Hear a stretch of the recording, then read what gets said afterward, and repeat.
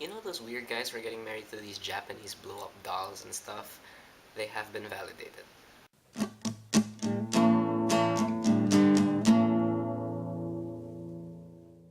So Her is written and directed by Spike Jonze and stars Joaquin Phoenix, Amy Adams, and Rooney Mara, and features the voice of Scarlett Johansson.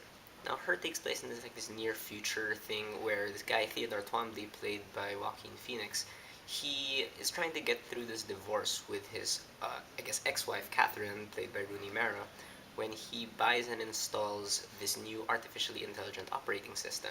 And this operating system takes on the voice of Scarlett Johansson, and her name is Samantha, and they begin to strike up this friendship, which eventually starts blossoming into a romance. Now, I actually know a few people who are turned off by the very premise of this movie and don't want to watch it because it sounds creepy.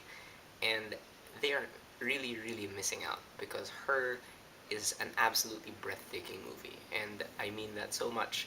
It ultimately is a movie about relationships between people, and not just people, but anything that has like conscience and intelligence and stuff. And it's a very funny movie. It's very touching. It's extremely heartbreaking, and overall, it's just such a great watch. In my opinion, Her really is like a movie where I can't really find fault in it, honestly. Like before I get into like the story elements, I want to talk about this visual style of this movie because this movie is supposed to be a near future kind of sci-fi thing, and I think it does this near future thing really really well. Lots of other movies try really hard to capture the near future vibe and comes off too much usually as too futuristic. But here, and he Spike Jonze really strikes the balance here. You really still feel like this is a familiar world. It's just like let's say 5 years into the future. What I love so much about the vibe, the near future vibe of this movie is that you really start to feel the isolation because there are lots of scenes where Theodore's walking around and there are crowds of people, but you realize that all the people are talking to their headsets and stuff, and no one's actually interacting. And I thought that was captured so well in a subtle way. And the very cinematography of this movie really really fits because there's something about digital photography that just makes things seem not only kind of cold, but that whole modern feel. And if there was any debate about whether the film is in film or digital, definitely digital, really.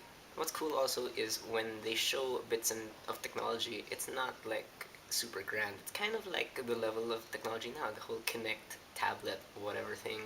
And the visual effects here are used very sparingly, but they're used effectively. Production design in this movie is also gorgeous. I mean, it really does feel like our world in like the very, very near future because a lot of the look of this movie is very minimalist. It's very simple, and the world as it is now, it's very addicted to this whole minimalist thing. Everyone's making minimalist posters. People's houses are becoming, very either monochromatic or stuff like that. It's a very clean looking movie. I mean, sometimes when you think of sci-fi, you think of like war-torn dystopia and stuff, and here it's really not that. It's not utopia either, but it's still very clean. It's very tidy. You really feel like technology has become such a part of society that somehow everything is kept clean because everything is online. With regards to editing and pacing of this movie is about 2 hours long, and you really feel the length, but not in a bad way. You really start to feel for these characters, and it's not tiring at all, but then you also begin to feel the strain between the relationship, and you kind of really do want to just hold on to them before this movie ends. And that's really something, when two characters fight on screen, sometimes it's kind of painful to watch. You don't want to see it anymore, but here you really just keep watching because you want them to get better.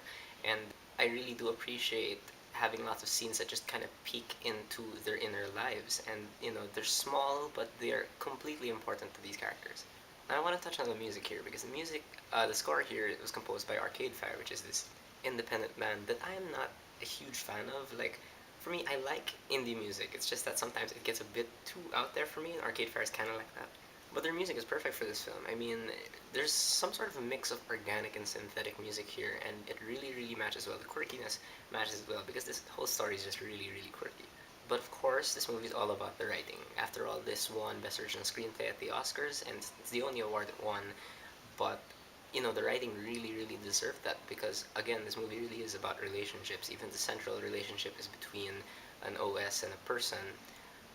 That whole relationship really begins to kind of also talk about the rest of the relationships in the movie. I mean, the relationship between Samantha and Theodore really does kind of reflect the relationship between Theodore and his ex-wife Catherine, because the more you see him kind of connect to this disembodied voice, the more you kind of understand why he couldn't make it work with Catherine.